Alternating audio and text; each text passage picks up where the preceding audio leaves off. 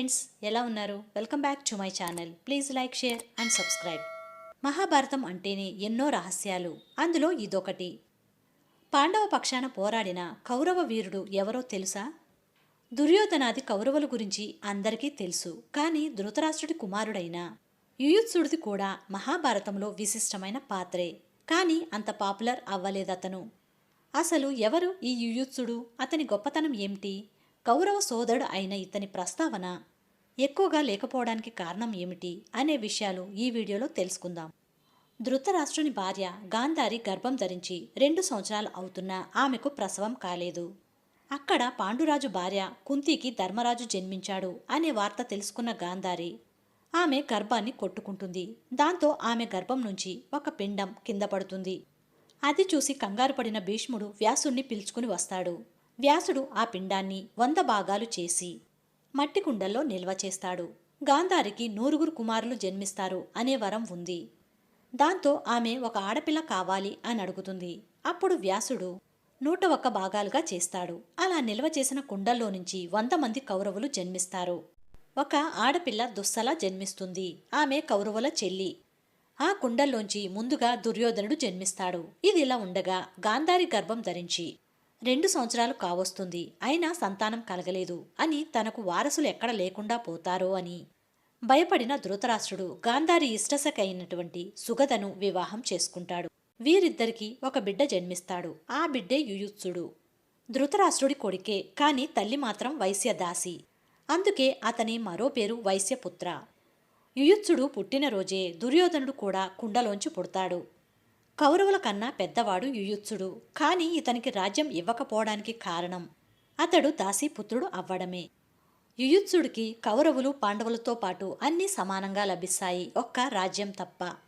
మహాభారతంలో అర్జునుడు కర్ణుడి తర్వాత అంత గొప్పగా విలువిద్య వచ్చినవాడు యుయుత్సుడు మాత్రమే.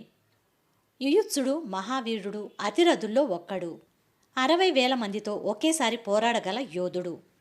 కౌరవుల మాదిరి కాకుండా ధర్మంగానే ఉండేవాడు. యుయుత్సుడు మొదటి నుంచి దుర్యోధనుడితోనే కలిసి ఉండేవాడు. అయినా కానీ పాండవులంటే ఇష్టం ఉండేది.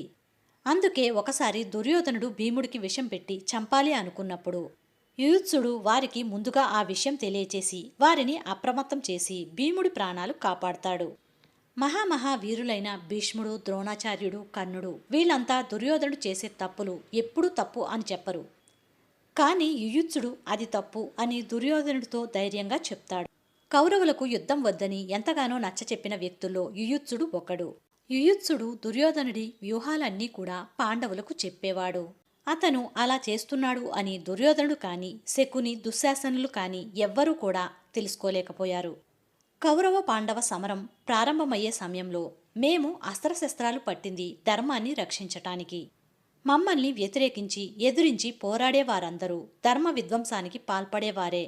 అలా కాకుండా ధర్మం వైపు నిలబడి ఎవరైనా పోరాడాలి అనుకుంటే వారికి స్వాగతం పలుకుతున్నాం అని ధర్మరాజు చెప్పిన మాటలు యుయుత్సుణ్ణి ఆకర్షించాయి. ధర్మం పాండవుల వైపే ఉంది అని గ్రహించాడు. తన సైన్యంతో సహా పాండవుల పక్షాన చేరాడు. ఎప్పుడైతే యుయుత్సుడు ధర్మరాజు పక్కకు వెళ్తాడో అప్పుడు దుర్యోధనుడు ఇంతకాలం తన వ్యూహాలన్నీ పాండవులకు తెలియచేసింది యుయుత్సుడే అని గ్రహిస్తాడు. యుయుత్సుడు, వికర్ణుడు, విదురుడు మాత్రమే ఎప్పుడూ దుర్యోధనుడి అవినీతిని ఎదిరించేవారు. మాయాజూదం ఆడి ద్రౌపది వస్త్రాభరణ సమయంలో వికర్ణుడు, విదురుడు దుర్యోధనుడికి ఎదురు తిరిగి ఇది అధర్మం అని చెప్తారు. కాని వారెవ్వరూ పాండవుల వైపుకు వెళ్లరు. ఒక్క యుయుత్సుడు మాత్రమే పాండవుల పక్షాన చేరి కౌరవుల మీద యుద్ధం చేసింది. యుద్ధం ముగిసిన తరువాత ధృతరాష్ట్రుడి కుమారుల్లో మిగిలింది యుయుత్సుడు ఒక్కడే. ధర్మానికి కట్టుబడిన యుయుత్సుడిని కౌరవ సామ్రాజ్యానికి రాజును చేస్తాను అని ప్రకటిస్తాడు ధర్మరాజు. ఆ విధంగా అయినా ధృతరాష్ట్రుడికి మనశ్శాంతి కలుగుతుంది అని. అయితే ధర్మవేత్తలు దీనికి అభ్యంతరం చెప్తూ క్షత్రియ సంతతికి చెందని యుయుత్సుడు రాజు కావడానికి అనర్హుడని అంటారు.